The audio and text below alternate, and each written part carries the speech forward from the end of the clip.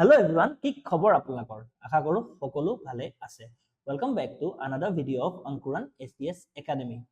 যেহেতু আমি এডিআৰ এৰ কাৰণে প্ৰিপেয়াৰ কৰি আছো, লগতে আসাম পুলিচৰ কাৰণে প্ৰিপেয়াৰ কৰি আছো, মানে আমি কেনেকুৱা ধৰণৰ এক্সামৰ কাৰণে প্ৰিপেয়াৰ কৰি আছো বৰ্তমান সময়ত। আমি কৰি আছো ওৱান ডে এক্সামৰ কাৰণে। আৰু ওৱান ডে এক্সামত ষ্টেটিক জিকে বহুত বেছি ইম্পৰ্টেন্ট। আৰু ষ্টেটিক জিকেৰে পাৰ্ট হৈছে আজি যোনটো টপিক লৈ আহিছো হল স্পৰ্টছ টাৰ্মিনলজি। এটা কথা মনত ৰাখিব, আমাৰ যিকোনো এটা যদি এটা ষ্টেটিক এক্সাম দিব যাওঁ তাত স্পৰ্টছ ৰিলেটেড কুৱেশ্যন আহে। আপুনি এপিএসসি এ ধৰক, আমাৰ এডিআৰ এ ধৰক, আসাম পুলিচে ধৰক, এছএসসি ধৰক, বেংকিং ধৰক, স্পৰ্টছ ৰিলেটেড প্ৰশ্ন আহে।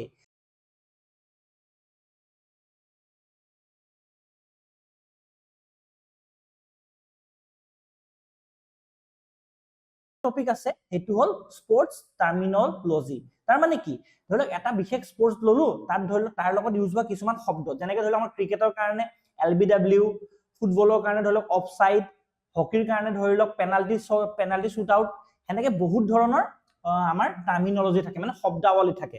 ঠিক আছে, প্ৰত্যেকটো স্পৰ্টছৰে বেলেগ ধৰণৰ শব্দ থাকে। এক্সামিনাৰ বোৰে ট্ৰাই কৰে এনেকুৱা ধৰণৰ স্পৰ্টছৰ টাৰ্মিনলজিবোৰ দিবলৈ যোনটো একচুয়ালি আমাৰ ইণ্ডিয়াত কম প্ৰচলিত। সো হেনেকুৱা ধৰণৰ টাৰ্মিনলজিবোৰ আমি পঢ়াটো বহুতে বেছি আৱশ্যক। কিয় আৱশ্যক? কাৰণ পৰীক্ষাত আমি দেখিছো এনেকুৱা ধৰণৰ শব্দাৱলী আহে, স্পৰ্টছৰ লগত ৰিলেটেড এনেকুৱা মানে টাৰ্মছ আহে যোনটো একচুয়ালি আমি এৱেৰ নাথাকো। সো বেটাৰ কি হ'ব, আমি ভালকে সেইবোৰৰ কাৰণে পঢ়ো। সো আজিৰ ভিডিওটো টোটালি স্পৰ্টছ টাৰ্মিনলজিৰ লগতে ডেডিকেটেড আছে। চাব আপোনালোকে ভিডিওটো, নতুন বস্তু শিকিব পাব। সো আহক পলম নকৰো আৰু আজিৰ ভিডিওটো আমি আৰম্ভ কৰো। সো প্ৰথম প্ৰশ্নটো হৈছে The term Chinaman is associated with which sport? Chinaman শব্দটো কোনটো খেলৰ লগত জড়িত? Option A baseball, option B cricket, option C table tennis আৰু অপচন ডি গল্ফ। মনত ৰাখিব, চাইনাম্যান বুলি যদি আমি ক'ব যাওঁ এইটো ক্ৰিকেটৰ লগত, এইটো হল কিহৰ লগত হেৰি এছ'চিয়েটেড ক্ৰিকেটৰ লগত। মনত ৰাখিব কেনেকৈ ক্ৰিকেটৰ লগত এছ'চিয়েটেড মই আপোনাক জনাই আছো। আ চাইনাম্যান is a delivery ball by left arm wrist spinner that turns into a right-handed batter.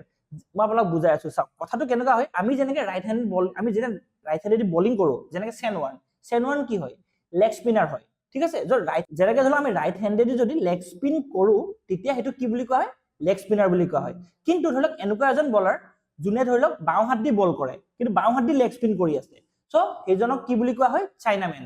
মই এক্সাম্পল এটা দিছো, চাইনাম্যান বলাৰ এজনৰ নাম কৈছো ব্ৰেড হগ, অষ্ট্ৰেলিয়াৰ আছিলে ব্ৰেড হগ। ঠিক আছে, সিমিলাৰলি আমাৰ ইণ্ডিয়াৰ কুলদীপ যাদৱো হ'ব, কুলদীপ যাদৱো কি হ'ব, লেফট আৰ্ম চাইনাম্যান হ'ব, কাৰণ তেওঁলোকে বাওঁ হাতেদি লেগ স্পিন কৰে আৰু বাওঁ হাতেদি লেগ স্পিন কৰিলে চাইনাম্যান বুলি কোৱা হয়। তো কেইটামান মই ক্ৰিকেটৰ আন কেইটামান টাৰ্মিনলজিজ লৈ আহিছো, যোনকেইটা আপোনালোকে যদি কেতিয়াবা শুনে মিনিংটো নাজানিলেও এটলিষ্ট আপোনালোকে কি কৰিব পাৰিব, পৰীক্ষাত এটেম্প কৰি থৈ আহিব পাৰিব। সিমিলাৰলি কি টাৰ্ম আছে, গুগলি আছে, দুসৰা আছে, ফ্লিপাৰ আছে, ইয়ৰ্কাৰ আছে, silly point, mankading, Duckworth Lewis, beamer, reverse sweep, carrom ball. So এতিয়া চাওক এই শব্দটো চাওক, carrom ball. So carrom ball বুলি কোৱাৰ লগে লগে আপোনালোকৰ মাইণ্ডছেটটো কি হ'ব পাৰে, যোনে আজিলৈকে শুনা নাই, কেৰমৰ লগত ৰিলেটেড বুলি ভাবিব পাৰে। সো সেইকাৰণে এনেকুৱা ধৰণৰ কিছুমান মই এক্সট্ৰা শব্দ লৈ আহিছো যোনটো ক্ৰিকেটৰ লগতে ৰিলেটেড, কিন্তু আমি ডেইলি শুনি নাথাকো। ঠিক আছে নে, বুজি পালে? আহক আমি কুৱেশ্যন নম্বৰ 2 লৈ যাওঁ। কুৱেশ্যন নম্বৰ 2 হৈছে butterfly stroke, breast stroke are terms associated in which of the following sports? Butterfly stroke আৰু ব্ৰেষ্ট ষ্ট্ৰোক কোনকেইটা স্পৰ্টছৰ লগত ৰিলেটেড বুলি কৈছে? Option A rowing, option B swimming, option C gymnastic আৰু অপচন ডি ফেন্সিং। আমি চাগে এইটো জানোৱে চাগে, কাৰণ অলিম্পিক্সত ধৰি লওক এইটো এটা স্পৰ্ট যোনটোত বহুত বেছি মেডেল জিকিব পাৰি, সেইটো হল সুইমিং। মনত ৰাখিব, সুইমিঙতে এজন এথলিট আছে, তেওঁৰ নাম হল মাইকেল ফেল্পছ। তেওঁ অকলে এতিয়ালৈকে 20+ গ'ল্ড জিকিছে। তেওঁ হল ইউএছএৰ, মই নামটো লিখি দিছো, মাইকেল ফেল্পছ। ঠিক আছে, তেওঁ অকলে 23টামান গ'ল্ড, একজেক্ট মই ফিগাৰটো পাহৰিছো, তেওঁ চাগে 20+ টো চিয়ৰ হয়, most probably 23টা গ'ল্ড জিকিছে। আমি যদি চাব যাওঁ এতিয়ালৈকে ইণ্ডিভিজুৱেল গ'ল্ড বুলি যদি ক'ব যাওঁ, ইণ্ডিয়া এতিয়ালৈকে 2টা ইণ্ডিভিজুৱেল গ'ল্ড জিকিছে। কোনে কোনে জিকিছে?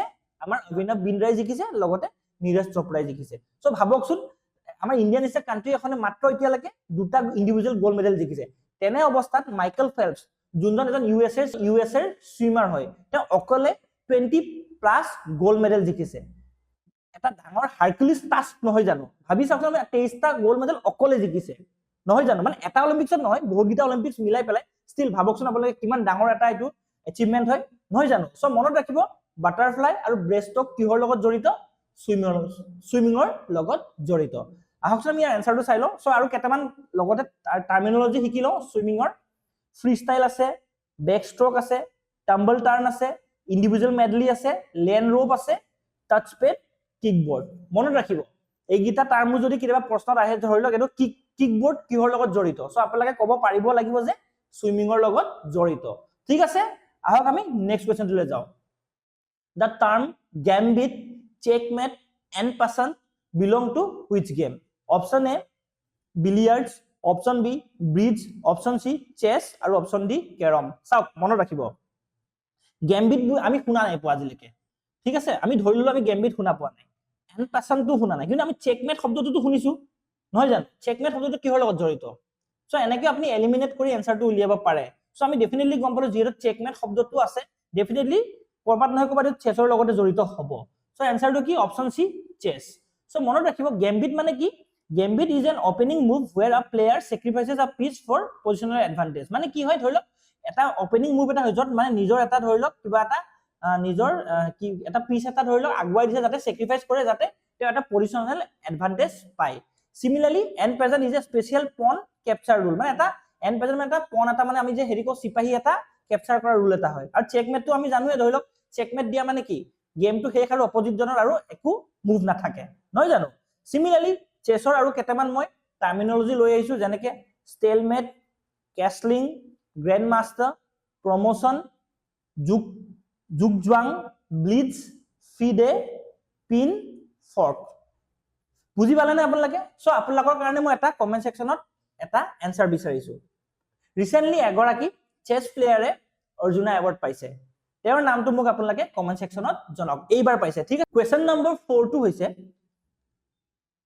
Q jigger break pot are terms associated with which game cue jigger break and pot কোন খেলৰ লগত জড়িত বুলি সুধিছে option A golf option B billiards অবলিক স্নুকাৰ অপচন সি পোলো আৰু অপচন ডি স্কোৱাশ মোবাইলত চাগে এনেকুৱা মানুহ নাই যোনে এইটো গেম নাই খেলা কি হয় তাত 8 বল পুল খেলিছো না আমি সবে খেলিছো নাই তাত আমি যেতিয়া পুলত কি কৰো এডাল লাঠি এডাল যেনেকৈ মাৰি পঠিয়াও নে এডালক কি বুলি কয় কিউ বুলি কয় নকয় সো আপোনালোকে যদি কেতিয়াবা এই গেমটো খেলিছে বা দেখিছে মনত ৰাখিব সেই লাঠিডালক জুনডাল দি আমি প্ৰথম ষ্ট্ৰাইকটো কৰো বা আমি গেমটো খেলো এডালক কিউ বুলি কয় সো আপোনালোকে এই কিউ শব্দটো জানিলে আপোনালোকে আনসাৰটো পাৰিব আনসাৰটো কি বিলিয়াৰ্ডছ বা স্নুকাৰ মনত ৰাখিব কিউ জিগাৰ ব্ৰেক আৰু পট কিহৰ লগত জড়িত বিলিয়াৰ্ডছ নহলে স্নুকাৰ ঠিক আছে সো মনত ৰাখিব cue is the wooden stick use to strike the cue ball মই কৈছো নে জুনডাল আমি লাঠিডাল দি যেনেকৈ মাৰি পঠিয়াও যে ষ্ট্ৰাইক কৰো এডালক কিউ বুলি কয় কিউ সো আপোনালোকে যদি কেতিয়াবা 8 বল পুল গেমটো মোবাইলত খেলিছে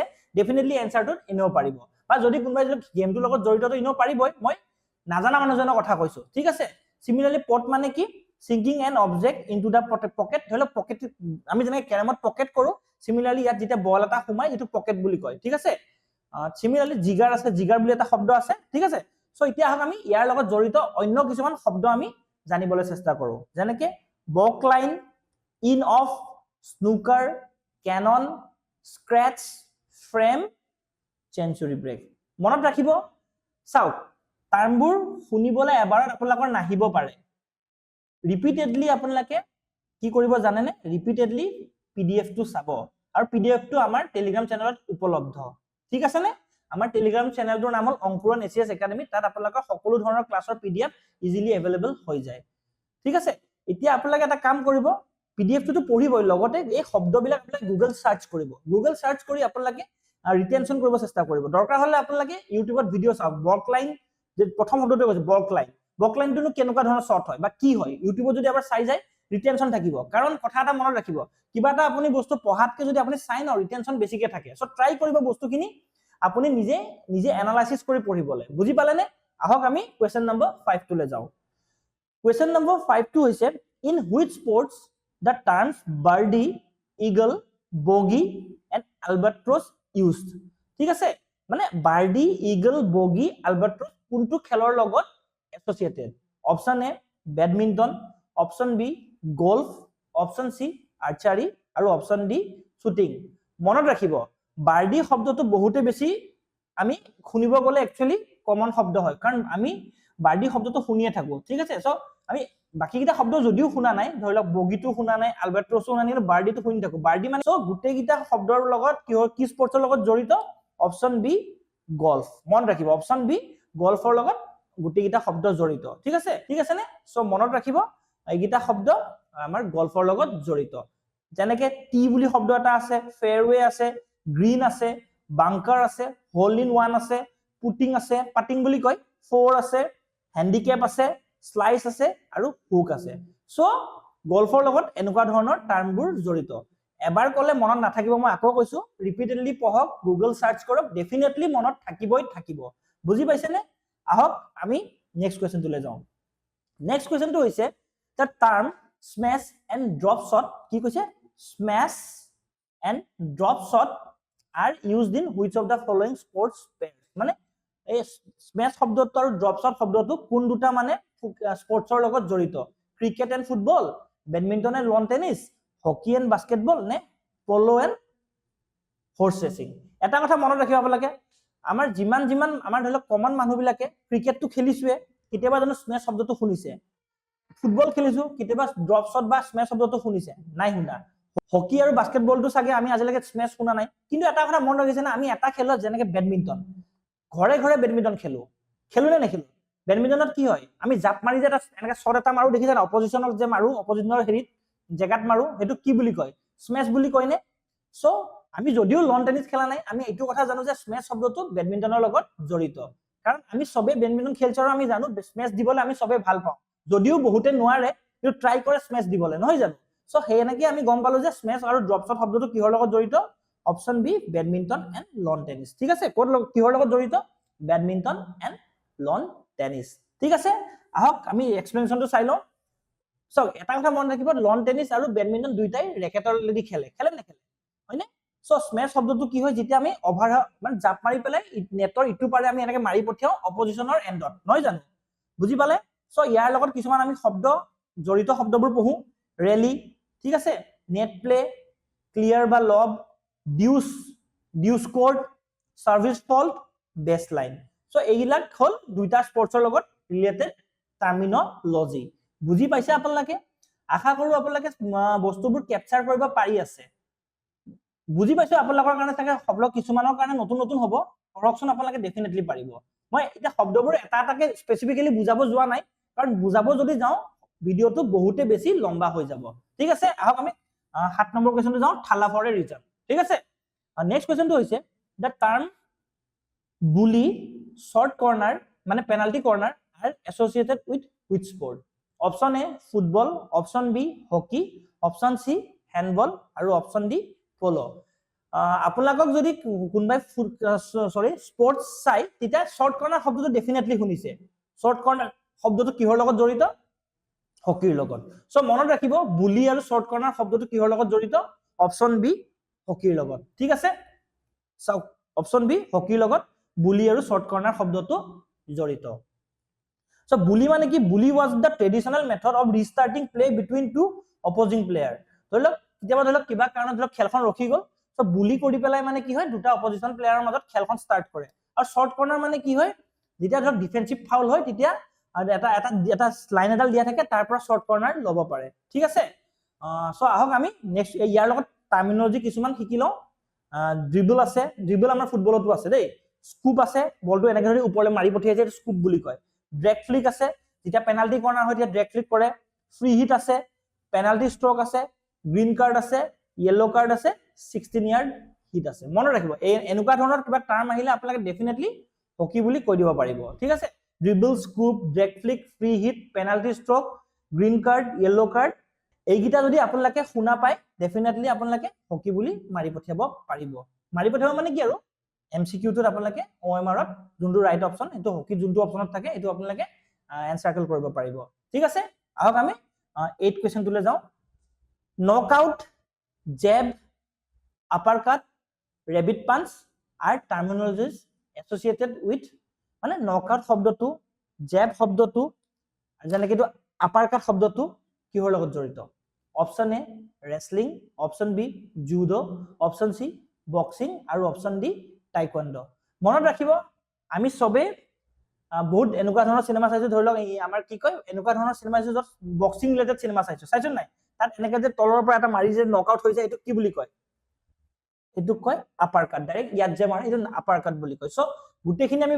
দেখি পেলাই কি গম পালো আপাৰ কাট হওক নকআউট হওক জেব হওক ৰেবিট পাঞ্চ হওক কিহৰ লগত জড়িত বক্সিংৰ লগত জড়িত নহয় জানো এটা আপোনালোকে কওকচোন ৰিসেন্টলি আমাৰ এগৰাকী বক্সাৰে কমনৱেলথ গেমছত সিলভাৰ মেডেল পাইছে সো তেওঁৰ নামটো কি মোক কমেন্ট সেকশনত জনাব আশা কৰো আপোনালোকে এইটো আনসাৰ পাৰিব ঠিক আছে নে সো আহক অলপ চাই লওঁ so jab is a quick head punch uppercut মানে কি টুৱাৰ্ডছ দা সিন মাৰে যে কলো সেইটো আপাৰ কাট সবৰে ফেভাৰিট মুভ হয় আপাৰ কাটটো দেখিও ভাল লাগে গ্ল্যামাৰাসও হয় ৰেবিট পাঞ্চ আৰু গুটেখিনি আমাৰ বক্সিংৰ লগতে জড়িত আৰু কিছুমান টাৰ্মছ জড়িত আছে যেনেকৈ হুক আছে ক্লিনচ আছে সাউথপো আছে বাউট আছে ৰিং আছে ডাউন ফৰ দা কাউন্ট আছে টেকনিক্যাল নকআউট আছে সো এইবিলাক কিহৰ লগত জড়িত বক্সিংৰ লগতে জড়িত চাব আপোনালোকে ঠিক আছে আহক আমি 9 নম্বৰ কোৱেশ্চনটোলৈ যাওঁ 9 নম্বৰ কোৱেশ্চনটো হৈছে the terms free throw dribble layup rebound are used in which sport মানে free throw dribble layup আৰু rebound শব্দকিটা কোন স্পৰ্টছৰ লগত জড়িত ফুটবল বাস্কেটবল ভলিবল হ্যান্ডবল আৰু ইয়াৰ আনসাৰটো হৈছে অপচন বি বাস্কেটবল মন ৰাখিব ফ্ৰী থ্ৰো লেআপ আৰু কি দিয়া আছিল ড্ৰিবল ৰিবাউন্ড এইবিলাক কিহৰ হয় আমাৰ বাস্কেটবলৰ লগত জড়িত আৰু কিছুমান টাৰ্মিনোলজি বাস্কেটবলৰ লগত আছে slam dunk travelling air ball fast break personal foul double dribble 3 pointer shot clock এইবিলাক কিহৰ লগত জড়িত বাস্কেটবলৰ লগত ইউএছৰ এটা ফেমাস বাস্কেটবল লিগ আছে নামটো হল এনবিএ মনত ৰাখিব সো এনবিএৰ যদি আপোনালোকে পাৰে কমেন্ট সেকশনত কেজনমান ফেমাস বাস্কেটবল প্লেয়াৰৰ নাম কমেন্ট সেকশনত জনাবচোন ঠিক আছে আহক আজি আমাৰ 10 নম্বৰ কোৱেশ্চনলৈ যাওঁ 10 নম্বৰ কোৱেশ্চনটো হৈছে the term pitcher and pinch hitter are related to which sport option A baseball option B cricket option C soft tennis আৰু option D rugby মনত ৰাখিব পিচাৰ আৰু পিঞ্চ হিটাৰ শব্দটো জড়িত হৈছে বেসবলৰ লগত ঠিক আছে মনত ৰাখিব মই আকৌ আপোনাক কৈছো পিচাৰ আৰু পিঞ্চ হিটাৰ শব্দটো বেসবলৰ লগত জড়িত যদিও এতিয়া মোক ক্ৰিকেট চোৱা সকলে সুধিব পাৰে পিঞ্চ হিটাৰটো ক্ৰিকেটৰ লগতো জড়িত ক্ৰিকেটৰ পিঞ্চ হিটাৰ মানে কি ধৰি লওক পিঞ্চ হিটাৰ মানে কি হল ধৰি লওক এজন তলৰ বেটসম্যান এজন আহি পেলাই পটাপট ৰান লাগে বুলি আহি পেলাই নিজৰ পজিশনটো চেঞ্জ কৰি পটকে ওপৰত বেটিং কৰিব আহে এটো কি বুলি কয় ক্ৰিকেটত পিঞ্চ হিটাৰ কিন্তু ইয়াত অকল পিঞ্চ হিটাৰ বুলিটো খুদা নাই পিচাৰ বুলি খুদিছে সো পিচাৰ আৰু পিঞ্চ হিটাৰ দুইটা খুদা কাৰণে আমাৰ কি বুলি কলো বেসবল বুলি কলো কিন্তু যদি অকল পিঞ্চ হিটাৰ বুলি কলে হয় তেতিয়া ক্ৰিকেটো এলিজিবল আছিল আৰু বেসবলো এলিজিবল আছিল কনফিউজন না ৰাখিব ঠিক আছে সো বেসবলৰ লগত থাকা কিছুমান ওয়াৰ্ড হৈছে home run strike out base on balls dugout batter's box infield outfield bunt বুজি পালে না আপোনালোকে পিঞ্চ হিটাৰ শব্দটো ক্ৰিকেটতো আছে কিন্তু বেসবলতো আছে মনত ৰাখিব আপোনালোকে আহক আমি 11 নম্বৰ কোৱেশ্চনটোলৈ যাওঁ 11 নম্বৰ কোৱেশ্চনটো হৈছে half nelson and heave are terms associated in number A weightlifting option B wrestling option C boxing আৰু option D wushu আৰু ইয়াৰ আনসাৰটো হৈছে option B wrestling মানে wrestlingত হাফ নেলসন আৰু কি শব্দটো কৈছিলে হিভ শব্দটো কথা কৈছিলে সো এই দুটা শব্দ wrestlingত আছে আৰু কি শব্দ আছে fall pin takedown reversal clinch bridge suplex mat এইবিলাক কিহৰ লগত জড়িত wrestling লগত জড়িত আৰু ইন্ডিয়াত আমাৰ এখন আমিৰ খানে ফেমাস wrestling ওপৰত সিনেমা বনাইছিল কমেন্ট সেকশনত জনাব সিনেমাখনৰ নাম কি যোনখন চাইনাত বহুতে বেছি কালেকশন কৰিছিল চাইনাত বহুত বেছি ভাল ৰান পাইছিল সিনেমাখনে সো মোক আপোনালোকে কমেন্ট সেকশনত জনাব আমিৰ খানে বনোৱা wrestling ওপৰত বনোৱা সিনেমাখনৰ নাম কি আহক আমি কোৱেশ্চন নম্বৰ 12 টোলে আগবাঢ়ো কোৱেশ্চন নম্বৰ 12 টো হৈছে the terms chakar and mallet are associated with which sport মানে চাকাৰ আৰু মালেট শব্দটো কিহৰ কি খেলৰ লগত জড়িত option A golf option B polo option C lawn tennis আৰু অপচন ডি ফেন্সিং আৰু ইয়াৰ আনসাৰটো হৈছে অপচন বি পোলো পোলৰ লগত চাকাৰ আৰু মালেট শব্দটো জড়িত ঠিক আছে লগতে আৰু কিছুমান শব্দ আছে যেনেকৈ divot hand chukka tail back ride off polo pony এইবিলাকো পোলৰ লগতে জড়িত মনত ৰাখিব এটা কথা মই কৈ দিছো আপোনালোকক এইবিলাক শব্দ মোৰ কাৰণেও কিন্তু নতুন সো প্ৰনাউন্সিয়েচন কিছুমান ভুল হ'ব পাৰে যদি কোনোবা ধৰি লওক পলো খেলা মানুহ আছে যদি মোৰ ভুল হৈছে আপোনালোকে মোক শুধৰাই দিব ঠিক আছে নে আহক আমি কুৱেশ্যন নম্বৰ 13 লৈ যাওঁ কুৱেশ্যন নম্বৰ 13 টো হৈছে the term spike as libero are associated with which sport option A basketball option B volleyball option C handball আৰু অপচন ডি ফুটবল আমি সকলোৱে জানো স্পাইক এছ আৰু লিবাৰো কিহৰ লগত জড়িত এটো হল ভলিবলৰ লগত মন ৰাখিব ভলিবলৰ লগত স্পাইক এছ আৰু লিবাৰো শব্দগীতা জড়িত আৰু বেলেগ কিছুমান শব্দ যেনেকে set block serve rotation antenna jump serve side out এবিলাকো ভলিবলৰ লগতে জড়িত মনত ৰাখিব আৰু আপোনালোকে মোক আৰু এটা কমেন্ট সেকশনত জনাব ভলিবলত কেজন এটা টিমত ভলিবলৰ কেজন প্লেয়াৰ থাকে ঠিক আছে আহক কোৱেশ্চন নম্বৰ 14 টোলৈ যাওঁ কোৱেশ্চন নম্বৰ 14 টো হৈছে the term mankering is related to which sport কি শব্দ মাংকাৰিং শব্দটো কিহৰ লগত জড়িত option A polo option B hockey option C cricket আৰু অপচন ডি ৰাগবি মনত ৰাখিব মাংকাৰিং শব্দটো জড়িত হৈছে ক্ৰিকেটৰ লগত কিয় জড়িত জানেনে চাওক মানে ক্ৰিকেটত নৰমালি কি হয় এজন বলাৰে বল দিয়ে ব্যাটসম্যানে হয় 6-4 মাৰে ৰান লয় নহলে আউট হয় আউট হোৱা মেথড কি আছে স্টাম্পত বলটো লাগিলে নহলে ধৰি লওক ক্যাচ আউট হল নহলে স্টাম্পিং হল কিন্তু এজন প্লেয়াৰ আছিল প্লেয়াৰজনৰ নাম আছিল বিনু মাংকাৰ তেওঁ কি কৰিছিল জানানে তেওঁ এবাৰ বলিং দিব আহোতে যেটা ব্যাটসম্যান যোনজন ৰানাৰজন মানে বল নিদুতে আগতীয়াকে দৌৰিব ওলাইছিলে তো তেতিয়া তেওঁ কি কৰিলে ৰখি পেলাই স্টাম্পত লগাই দিলে দিয়া লগে এম্পায়াৰক এপিল কৰিলে আৰু এম্পায়াৰে তেওঁক আউট দিলে সো সেই হেনেকুৱা টাইপৰ আউটবোৰকে মাংকাৰিং বুলি কোৱা হয় আৰু মাংকাৰিং তেওঁৰ উপাধিটো মাংকাৰৰ পৰা আহিছে মাংকাৰিং মানে কি বলাৰজনে ধৰি লওক বল দিব গৈছে বল নিদুতে ব্যাটসম্যানজন আগতীয়াকে ক্ৰিজৰ পৰা ওলাই গল মানে ব্যাটসম্যানজনৰ ৰানাৰজন আৰু তেতিয়া তেওঁ বল নিদি পেলাই স্টাম্পত লগাই দিয়া লগে কি হল এম্পায়াৰক এপিল কৰিলে আৰু এপিল কৰাৰ লগে এম্পায়াৰ যদি আউট দিয়ে হেতুক মাংকাৰিং বুলি কোৱা হয় ঠিক আছে নে বুজি পাইছে সো আহক ক্ৰিকেটৰ লগত কিছুমান আৰু আমি জড়িত শব্দ শিকি লওঁ লেগ বিফৰ উইকেট মানে LBW maiden over hat trick sledging third umpire power play আশা কৰো আপোনালোকে ক্লাসটো চাই অলপ হলো ভাল পাই আছে ইমান দেৰিলৈকে চাই আছে যদি ডেফিনেটলি আপোনালোকে নতুন কিবা নহয় কিবা শিকি আছে আশা কৰো আপোনালোকে গোটেই ভিডিওটো চাব আৰু গোটেই নতুন বস্তু যি শিকিছে নোট ডাউন কৰিব আৰু আপোনালোকে এখন ধুনীয়া নোট বনাই পিছৰ ৰিভিজন দিব ঠিক আছে আহক কোৱেশ্চন নম্বৰ 15 টোলৈ যাওঁ কোৱেশ্চন নম্বৰ 15 টো হৈছে the terms cocks feathering paddle are associated in swimming rowing water polo নে sailing মনত ৰাখিব কক্স ফেডাৰিং আৰু পাডল আছে আমাৰ ৰয়িংৰ লগত জড়িত ৰয়িং স্পৰ্টছটো কি হিনাখন আমাৰ হিৰামামে দেখাইছিল কাৰণ এবাৰ ৰিসেন্টলি আমাৰ এজন এথলিট ৰয়িংৰ কাৰণে অৰ্জুনা এৱাৰ্ড পাইছে হেজনৰ নাম যদি পাহৰে আপোনালোকে মোক কমেন্ট সেকশনত জনাই দিব আৰু ৰয়িংৰ লগত আৰু এছ'চিয়েটেড টাৰ্মছ কিছুমান হৈছে ষ্ট্ৰোক ক্যাচ ড্ৰাইভ অৰ ৰেগাটা শেল আৰ্গোমিটাৰ ঠিক আছে নে মনত থাকিব আহক আমি কোৱেশ্চন নম্বৰ 16 টোলৈ যাওঁ কোৱেশ্চন নম্বৰ 16 টো হৈছে the term Grand Slam is associated with which of the following sports মানে Grand Slam কোনগিটা খেলৰ লগত জড়িত chess and lawn tennis golf and snooker lawn tennis and golf badminton and table tennis so ইয়াৰ আনসাৰটো কি হয় option C lawn tennis and golf মানে lawn tennis আৰু গল্ফৰ লগত গ্ৰেণ্ড স্ল্যাম জড়িত এতিয়া আমি আপোনালোকে মই কৈ দিছো আমাৰ লন টেনিছত চাৰিটা গ্ৰেণ্ড স্ল্যাম আছে Australian open US open French open আৰু উইম্বলডন ঠিক আছে মন ৰাখিব এই চাৰিটা আমাৰ গ্ৰেণ্ড স্ল্যাম আছে কিহৰ লগত আছে লন টেনিছৰ লগত আছে মনত ৰাখিব সিমিলাৰলি কিছুমান আৰু টাৰ্মিনোলজি কৈছো ওয়াইল্ড কাৰ্ড আছে সিড আছে টাই ব্ৰেক আছে এছ আছে ম্যাচ পইণ্ট আছে আৰু ব্ৰেক পইণ্ট আছে ঠিক আছে নে আপোনালোকে বুজি পাইছে চাগে নহয় জানো আশা কৰো বুজি পাই আছে আহক আমি কোৱেশ্চন নম্বৰ 17 টোলে যাওঁ কোৱেশ্চন নম্বৰ 17 টো হৈছে in which sports the terms কৰ্নাৰ kick offside penalty R used option A hockey football water পলো নে ৰাগবি আমি সকলোৱে জানো কৰ্নাৰ কিক কিহৰ লগত জড়িত ফুটবল নহয় জানো